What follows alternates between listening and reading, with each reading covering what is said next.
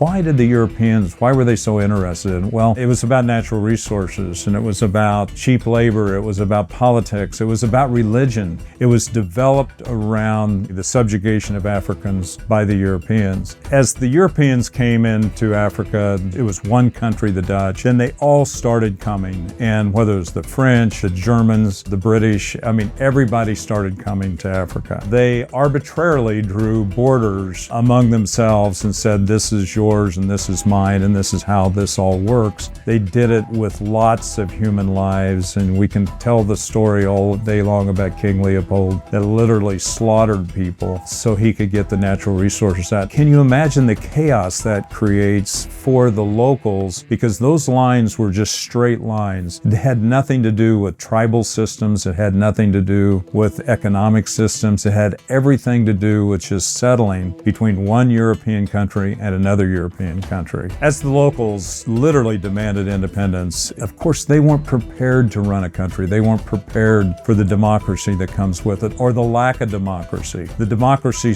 that they did have struggled. The battles that broke out, the corruption that broke out, the challenges that happened and still happen in some countries were very, very real. But what we do know is they are making progress against their democracy. No matter how much it can struggle, they are making progress in many countries. These countries, many of them are very, very proud of the progress they've made. We're just talking about progress over the last 30, 40, even 50, 60 years ago from going independent.